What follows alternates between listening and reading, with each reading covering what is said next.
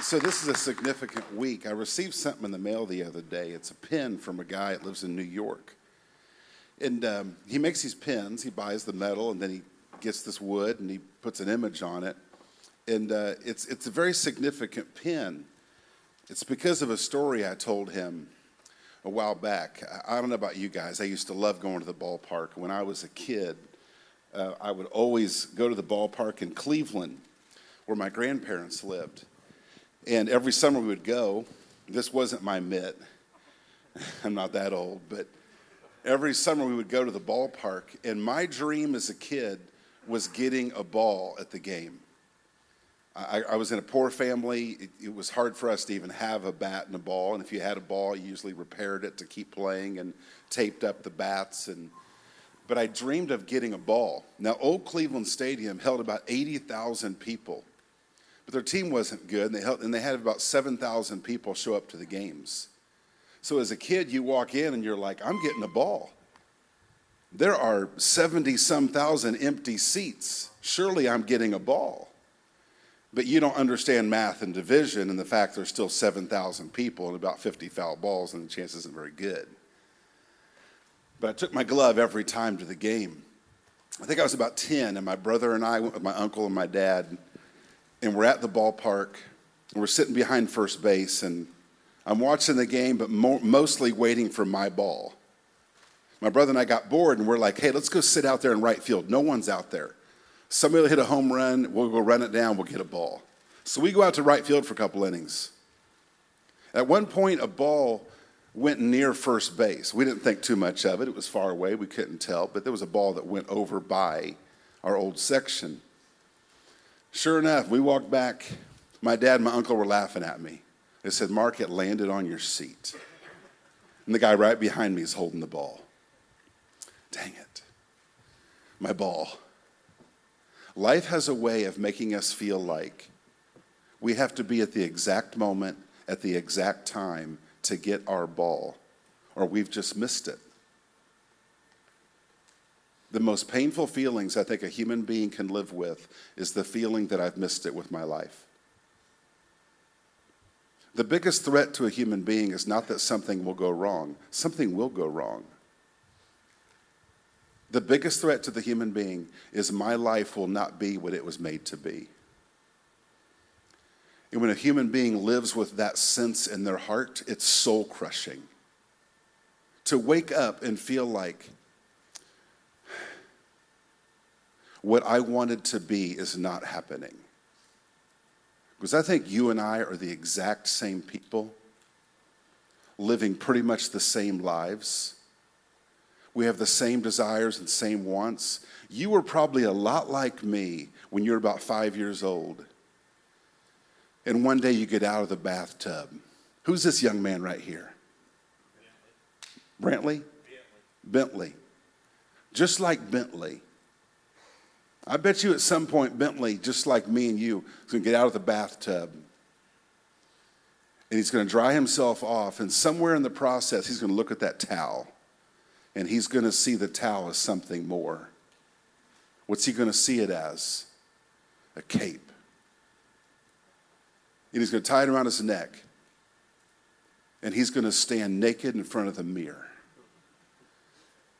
And just like you and me, Bentley's going to put his hands up like this. Because for some reason, he senses something in him that is special and meaningful. And he has nothing to offer. Bentley, just like you and me when we're little, we do nothing to contribute to society. We have zero talents.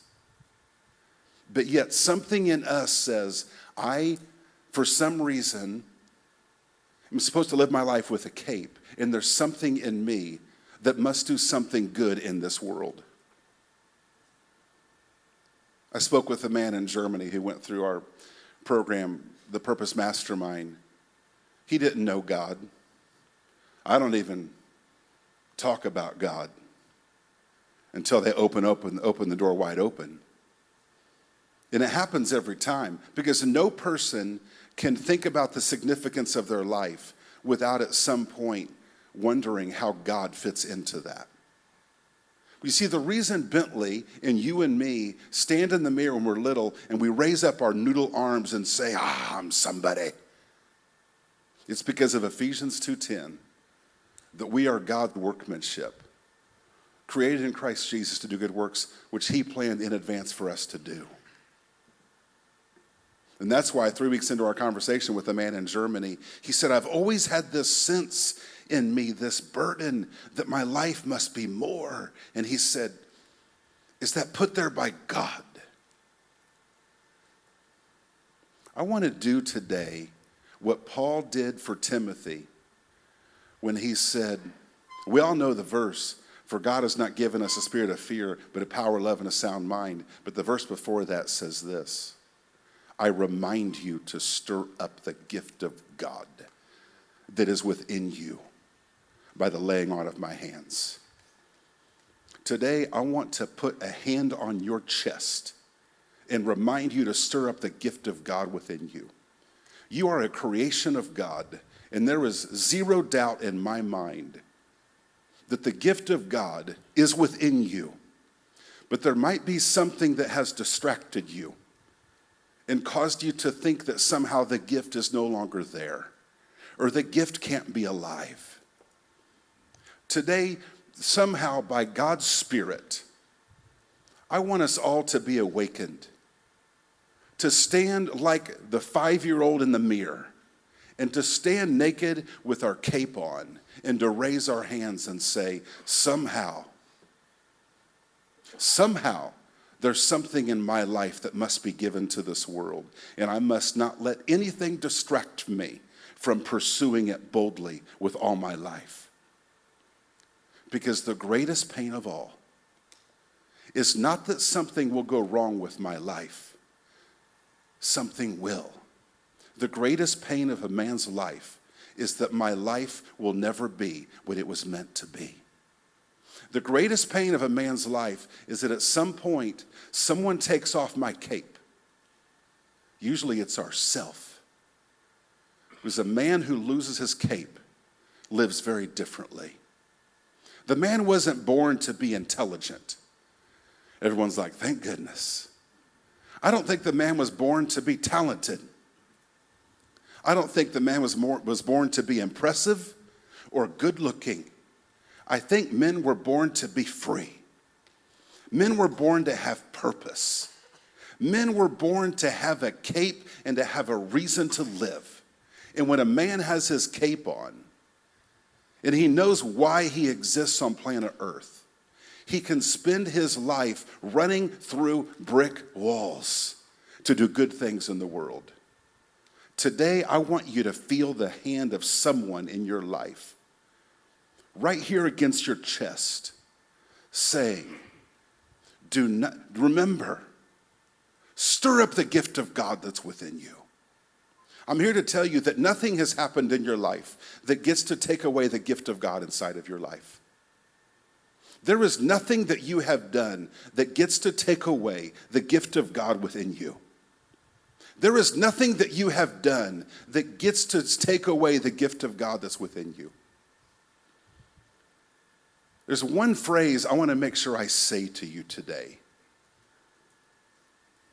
It's a phrase that means so much to my heart. It's a phrase that a man sitting in the back, a good friend named Chris, came up with.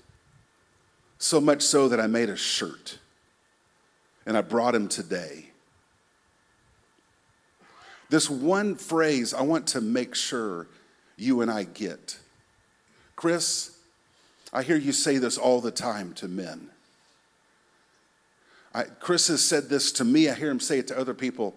When a man talks about, man, my life is this, and people think this about me. I've seen it 10 times from Chris. He will look at you, and Chris, I want you to say it the way you say it all the time. Chris will look at you. He'll usually point at you. And because he's Greek, for some reason, before he says it, he squares his shoulders and he gets kind of fired up. And he starts to kind of look around the room, not to see who might hear. He's looking around to see who he hopes hears. And he'll look at the person and he'll point at them, and he will say, "You're messed up, and there's nothing wrong with you." yes. And how many men do you know, it used to be me, that we spend our whole life thinking I'm messed up? The message of redemption is not that you wouldn't be messed up. The message of the redemption is that you would be messed up, but redemption causes you and I to still be capable of walking out the gift of God in our life. So when I was 10, I missed the ball. Fast forward about 12 years, and now I'm married, newly married, and we go to the new Cleveland Stadium. It's called Jacobs Field at the time, and I'm sorry, I'm mixing up my story. We're going to the last 3 games ever at Cleveland Stadium. This old stadium I grew up as a child going to, dreaming of getting a ball. Now I'm at the last 3 games ever, and because it's the last 3 games ever, it's packed out. There's 70-some thousand people. And we're sitting in left field home run territory, and I've got my mitt. I'm 22, but I got my mitt because I still want my ball. My wife is sitting next to me. She's about 6.5 months pregnant. A guy for the White Sox steps up. Raise your hand if you recall this name, Bo Jackson. And he hits a line drive right at us, almost. My wife is to my left, 6.5 months pregnant and large, because she's pregnant. And to the left of her is the aisle. In this home run, it's coming right at us. And it comes right to her left. And I can't get through her pregnant body. And the guy right behind her reaches here and he catches it. And once again, no ball for me. Life has a way of making us feel like if we're not at the exact seat, at the exact moment, at that exact time to get our exact ball, we're forever kind of sidelined. In our life, we've missed it. There was my one chance for my life to be what it was supposed to be, but it's gone. I came here today to put a hand on your chest and to remind you to stir up the gift of God that's within you. Nothing has happened to you that gets to strip away the gift of God in your life. There's nothing that you've done that gets to strip away the gift of God within you. I want to pray and then I'll finish. Lord, I thank you for the men in this room. I thank you for your grace and mercy for our life. Your mercy truly is new every morning. And I pray in these moments that truth and life would do what only you can do in our lives. I pray that these men in this room would have a sense today of your touch upon their life. And I pray that they would have a sense of the people around them in the belief that we have in one another. That we as men would stir up the gift within each other by the belief that we have in each other. I pray in Jesus' name. Amen. So I think that life is about being in the game. I want to show you a picture of a young man who's become a good friend of mine. He's number one there in the front, roaring. This young man sent me this picture about 8 months ago. And then the text message below it, he says, "Was that the last time I get to roar as a man?" Because he's in his mid-20s and he's got the perfect job. That's what they say. The perfect life, it's what they say. But he has this sense that he's no longer roaring, that he's no longer in the game. And he asked me, was that the last time? Another man told me, he said, I feel like I'm sitting in the back row of a movie theater. And he said, I'm popping pills to kind of sedate myself. And he said, I feel like on the screen, I'm just watching my life scroll by. When a man feels like he's not in the game, when he's missing it, it's soul crushing. When a man loses his cape, or he feels like he has no reason to wear one. See, if you use the metaphor of a sporting event, I think you can look at, you have the stands. Those are the people that are just the spectators. Like, they just live their life to be entertained by the next thing.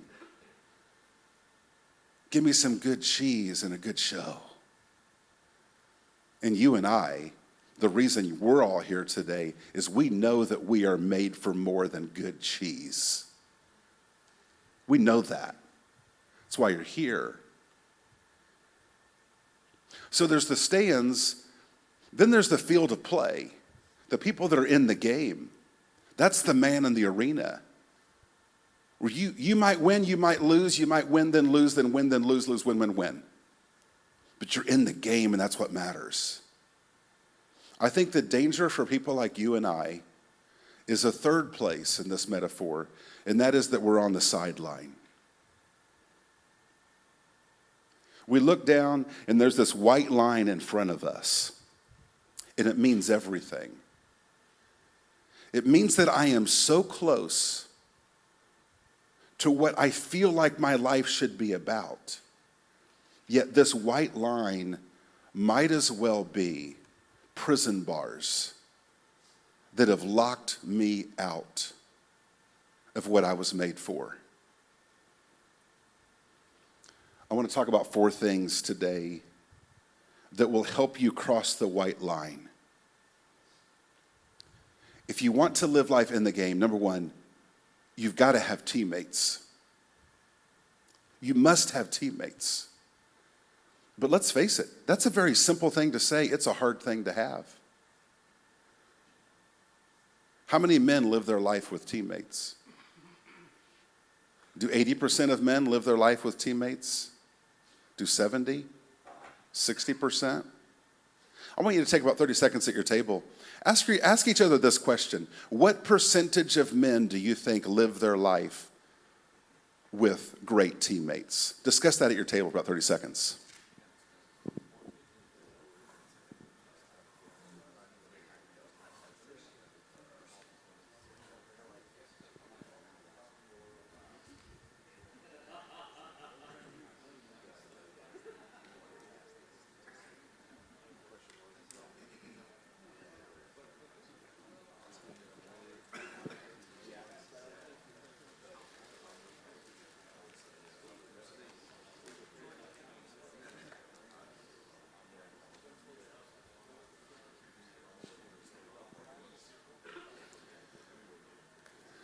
All right, one person each table. We're going to start in the very back.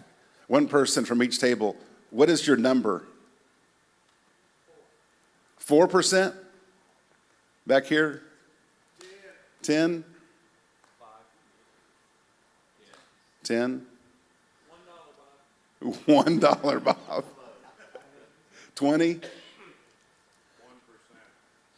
1%?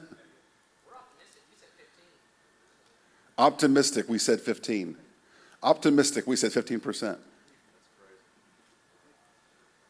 We all have a pretty good reality. It's a very low number. Why is it so hard to live with teammates?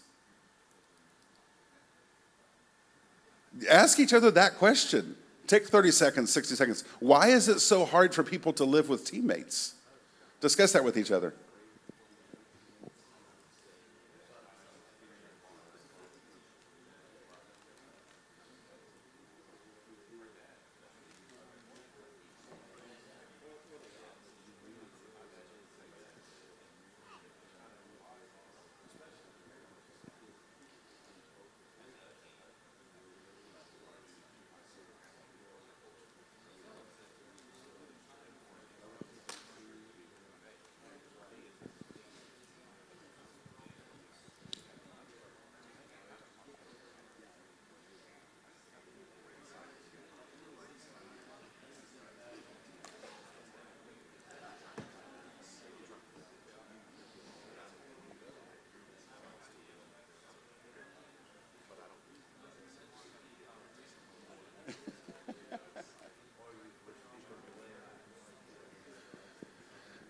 I want to hear a couple responses. Why is it so hard for us to have teammates? Just simply pride? Anybody else? We're afraid of what other people might see. Afraid of what other people will see and then think because what they see. You see, I have a rare friend in my life named Chris. You know what he says all the time? You're messed up, but it's okay. You're messed up and there's nothing wrong with you.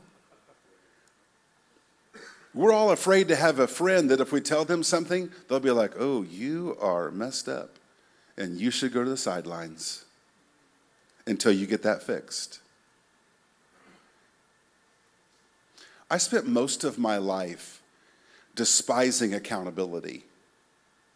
I grew up in the church, so I heard all the time, accountability partners. I'm like, that's stupid. I never tried it, but I thought it was preposterous, and I hated the thought of it. And here's why. I thought that accountability meant that my friend is somehow going to help me lose weight, which I didn't think could happen. And honestly, I was right. See, oftentimes accountability is, here I am, I'm living on the sideline of life. Because most of my life, I thought that until I lost weight, I could not be free. Until I lose weight, I can't get in the game. Is that not preposterous? Think about that. In the game means I am doing something with my life to make a difference in people's lives. On the sideline, we think, you know, as soon as I lose weight, I'm going to help you people over there. Preposterous, isn't it?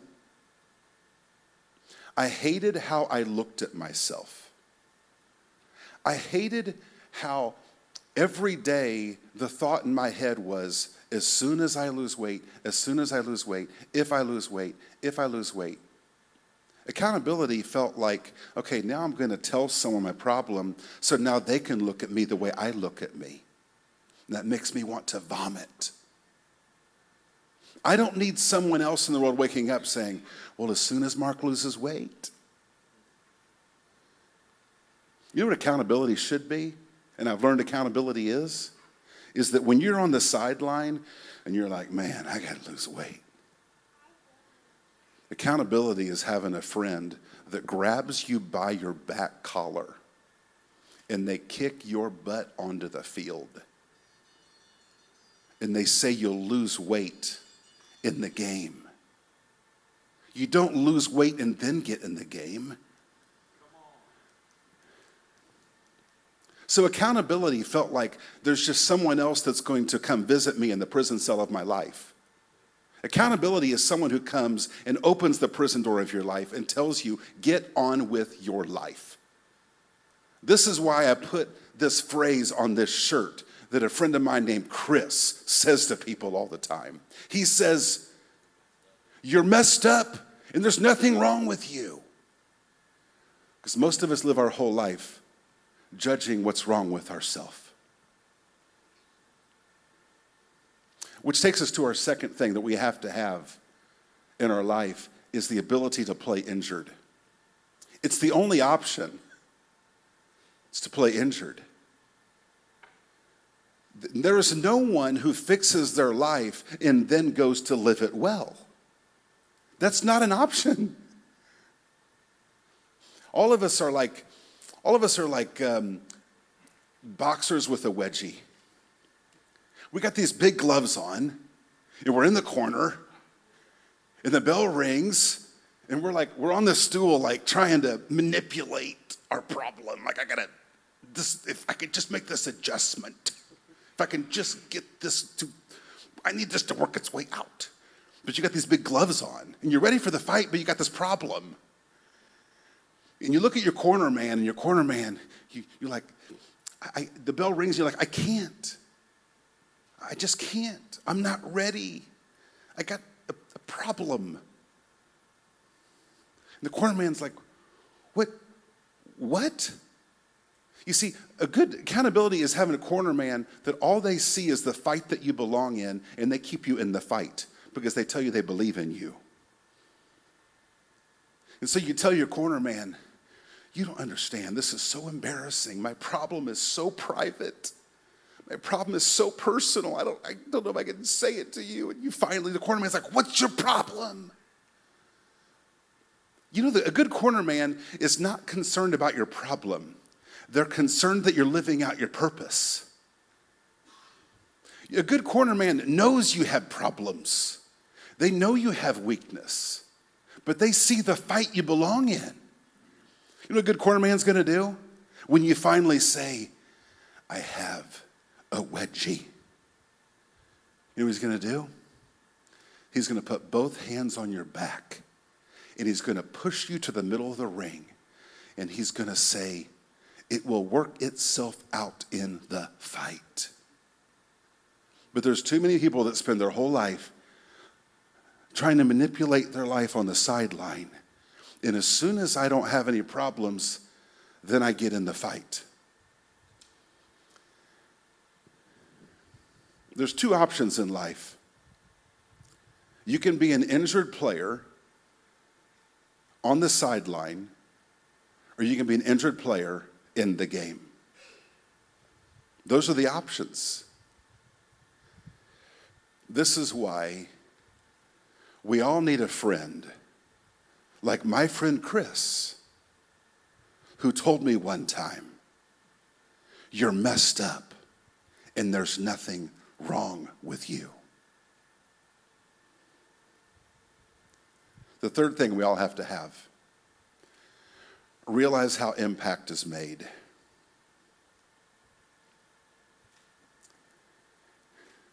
How many people live their life? I want to go back to and say something about that first point real quick. This is how I used to think as a man. I need to come over here privately.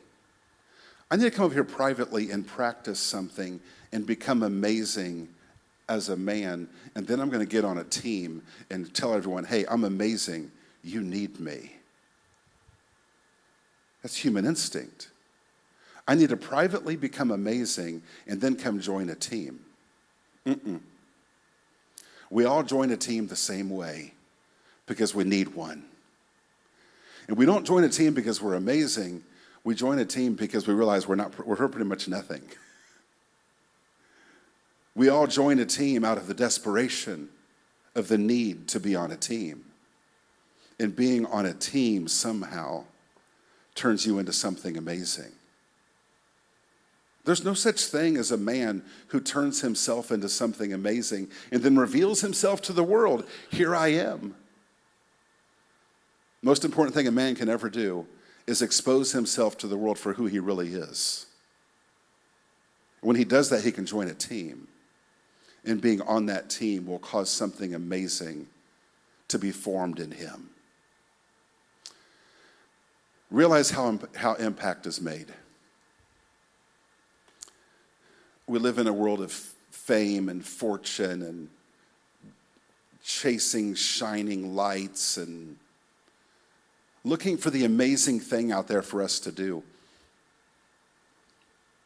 Impact is made by faithfully showing up every day.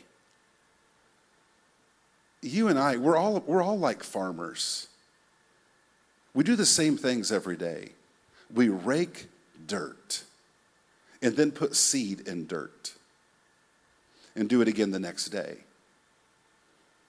But because we understand how God works, he gives seed to the sower. Our life is not about making amazing results happen. Our life is about just raking the field of our life and sowing seed upon the dirt of our life. And then God produces a harvest that we usually can't even see happening or coming. In this room, I was excited to see Wade Johnson. Wade and I have had a relationship for a long time that's been so much deeper than he would ever know. Wade would probably think, when I think of him, I just think of a guy who stinks at fantasy football. And that is true. Wade does stink at fantasy football.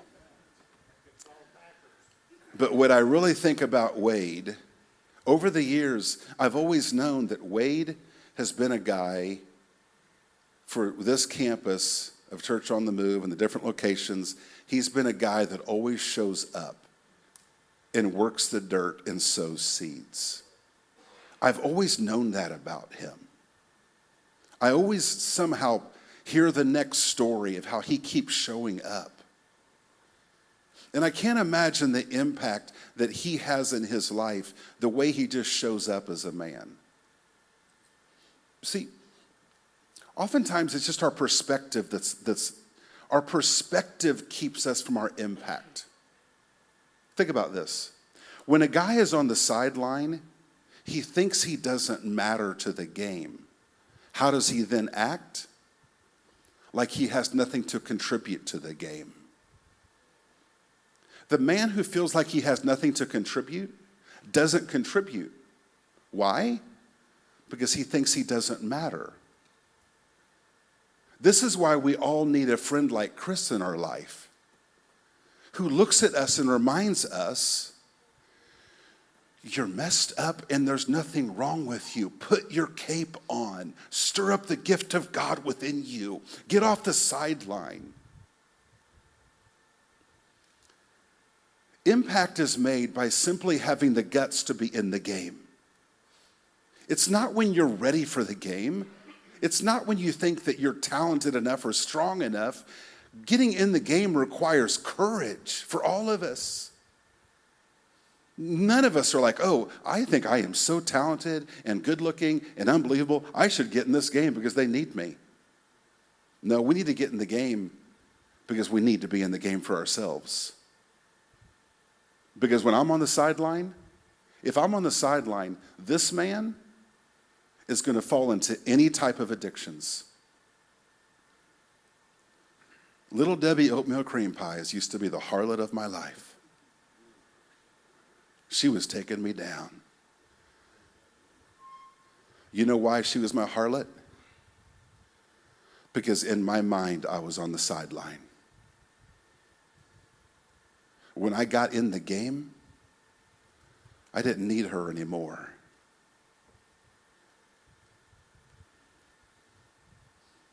But see, to me, the wrong kind of accountability is we look at a man and we say, you know, you need to stay away from little Debbie. What we need to say to men is get in the game. Because when you get in the game, you don't have time for little Debbie and all of her little harlots.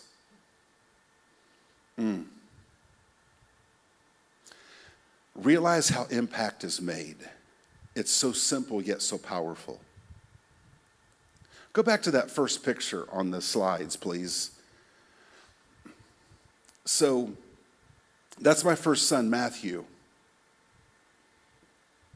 In my childhood, probably the greatest joy of my childhood was going to baseball games with my dad, my family. We didn't do much for fun. We used to do this thing in my life a lot called play outside. And that was like the only form of entertainment we ever had, except for going to Cleveland and seeing ball games. So remember, Matthew, he was part of the reason I didn't get the Bo Jackson home run. Because my wife was pregnant with him. But now I'm taking him to his first game, and this is the new Cleveland Stadium. It's a beautiful stadium. If you look beside his left shoulder in the background is the gate that we came through. And I carried him across the street. And I'm a dad for the first time, taking him to his first game. And I'm holding him in my arms. And there's a gate you can't really see, but you can look through the gate and see the field, because the field was below ground level. And it wasn't quite, the gates weren't quite open. Batting practice was happening. And we're standing there at the gate looking at the field, and somebody had hit a home run up onto the concourse, and a security guard picked it up. And it's not this ball. And he walked over and he handed it to my son. And I thought, you little punk. You have no idea what just happened to you. And you did nothing to deserve this. Like, but you know, life was never about me being at the perfect spot to get the perfect ball at that perfect moment of time so that my life will work. Life is a lot like this day, where I'm just a guy carrying another human that they would get to experience something. Life was never about me getting my precious. I think about the day 2 years or a year and a half before that, when I'm in this stadium holding my mitt and I'm hoping for a ball. And some random human named Bo Jackson hits the line drive and it's coming right at us. And in my mind, I'm like, my precious, my precious, my precious, my precious. And then right here, my wife pregnant. And I'm like, my thing. The great result of my life. And think about what I'm trying to get around. I'm trying to get around this wonderful woman that for some reason chose to give her life to a man such as me. And is so bold about living and loving that she wants to carry in her own body a son for me. And I want my precious, get out of the way, my precious. All of us are but farmers. All of us are but farmers. We all show up and we rake dirt in the field of our life. And we cast seed and trust God for the harvest. God is faithful. Let's talk about a fourth thing, and we're almost done. By the way, this pen I told you about, it's made out of wood. This guy sent me a certificate of authenticity with a picture of a little seat from that old Cleveland stadium, because he bought the wood that came from that old stadium bleach, that old stadium seat, and made the pen out of it. This is a man that knows how to show up for other people. A couple months ago, he was a guy in his garage, decided he'd make a pen for another man to encourage him. The fourth thing I would say to you is the importance of clarifying your purpose. This is what my wife and I spend our life doing now with people, is simply getting them off the sideline. Many people, at some point, something in life happens and we get sidelined. And we can spend years and years talking about, so why are you over here? What happened? What went wrong? And we can talk for years about why we're on the sideline. And what most people need is someone to put both hands on their back and thrust them back in the game. Because when you're in the game, you live different. But what most of us humans do is we try to fix our life before we enter the game. It's not how life works. Life is not figured out from the sideline. Life is figured out in the middle of the game. That's why courage is the most important component. Clarify your purpose. In clarifying your purpose, I'm going to say this.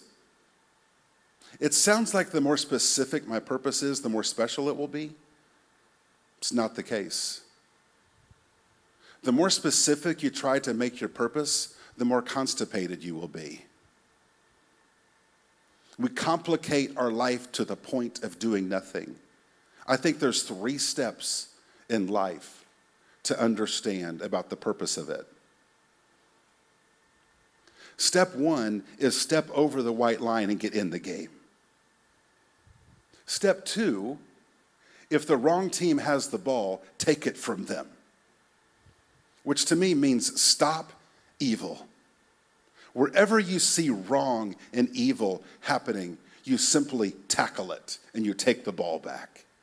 And step 3, if your team has the ball, do whatever you can to help your team score. That's it. That is it. I forbid you to complicate life. I encourage you to live it boldly. Just step across the line. And for many of you, I'm going to give you I want you to take one step from what you've heard today. Just one step. I'll give you a couple choices. One is to pursue a teammate. I know it's awkward. We're all awkward.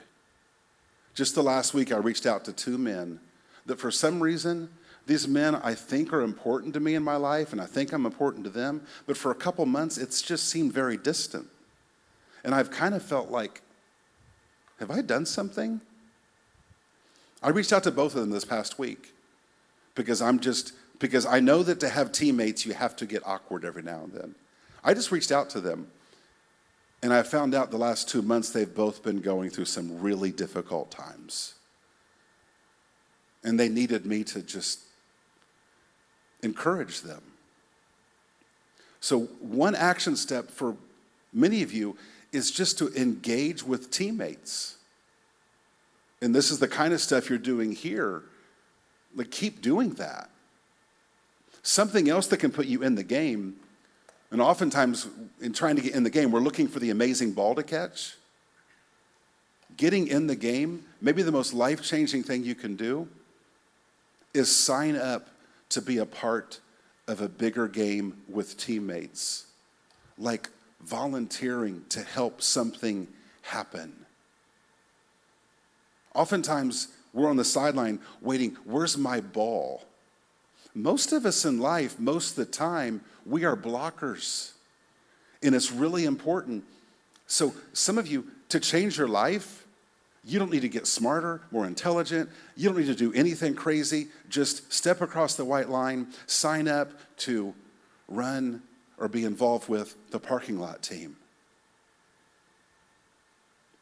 Because when you get around other people and have teammates and you serve people, you're helping the right team score. So those are 2 options I want to say to you. If you're not actively living your life with teammates, change it now. And probably all you need is a couple conversations to engage with people on purpose. And the second option, sign up to be a part of a team where you're doing something together with people.